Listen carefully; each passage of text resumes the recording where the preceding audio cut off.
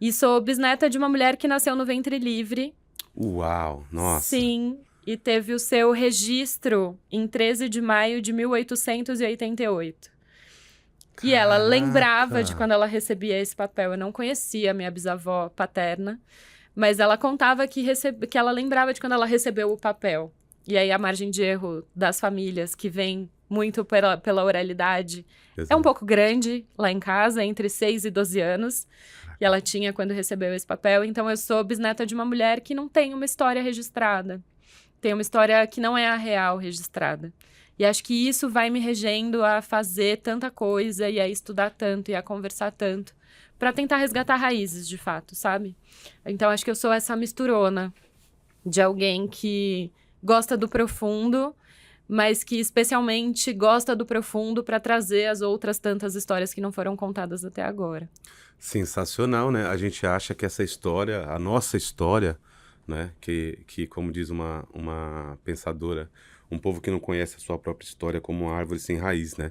A gente acha que está distante, né? Foi E ontem. são 135 anos, se eu não me engano, desde que essa libertação ocorreu, que na minha cabeça só mudou o nome, né? A gente não foi liberto, principalmente a nossa raça.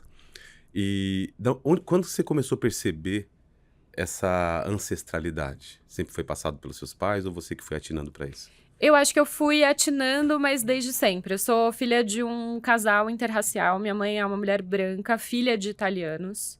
Por isso o E sobrenome? por isso o sobrenome. Maravilha.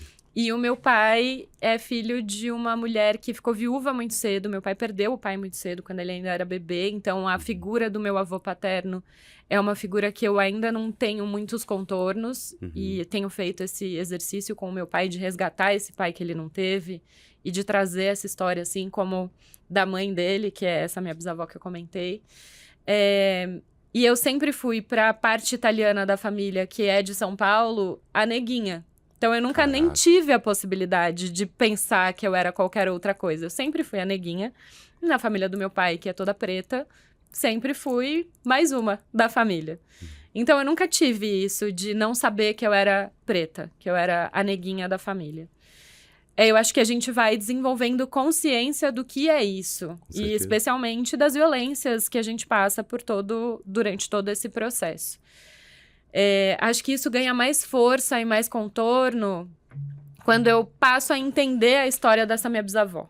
Não sei te dizer necessariamente com quantos anos, mas o peso dela não ter tido a certeza da data de nascimento, nem saber se o nome de registro de fato era o nome dela, e dessa história que vinha antes dela, se perdeu. E se perdeu porque era passado pela oralidade e numa família muito matriarcal, a família do meu pai, que com a ausência dessa figura paterna do meu avô, ele pouco era falado. Então, meu pai era bebê, ele não tem nem histórias do pai dele para contar, ele sabe super pouco sobre o pai dele.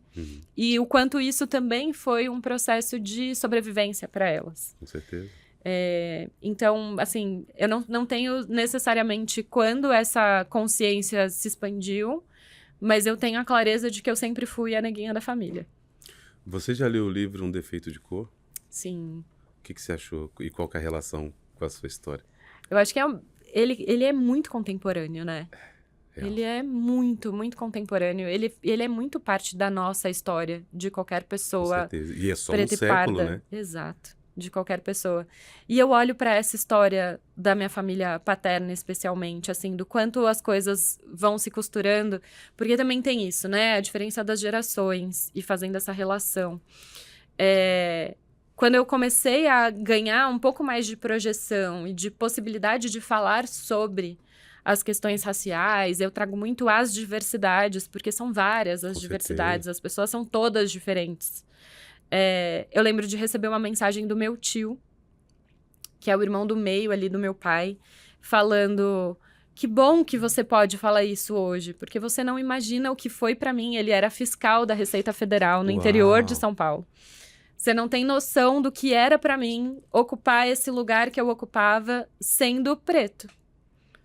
E aí eu vejo as minhas primas, eu sou a mais nova dos primos, então os filhos dos meus primos estão mais próximos ali de idade do que os meus primos de fato. E aí eu vejo elas com tanta liberdade de falar e de ser quem elas são desde sempre, com tanta certeza da sua identidade. E o quanto isso também foi costurado por essa possibilidade de eu poder falar e existir, apesar de todos os pesares de um Brasil que ainda acredita na democracia racial, sabe? Então, quando a gente fala do defeito de cor, é isso, assim, do quanto a gente atravessa uma série de coisas na vida e dói, mas faz sentido para libertar outras pessoas ou para dar. E aí não é o libertar no sentido de mártir, não, mas é de dar força para a identidade dessas pessoas. Então eu vi isso acontecendo com os meus tios, vejo isso acontecendo com as minhas primas e com os meus primos mais novos, que já podem ser quem eles são, e dos meus filhos, que inclusive o mais novo fez um livro de sentimentos. Uau. E ele tinha que escrever o que ele mais gostava na mamãe. E aí ele falou que era o meu cabelo, porque ele também tem o cabelo crespo. E aí eu falo pra ele, seu cabelo é lindo igual o meu e tal. E aí o que ele mais gosta da mamãe é do cabelo crespo, sabe? Que maravilha. Então acho que isso vai se misturando da literatura, do romance, da vida.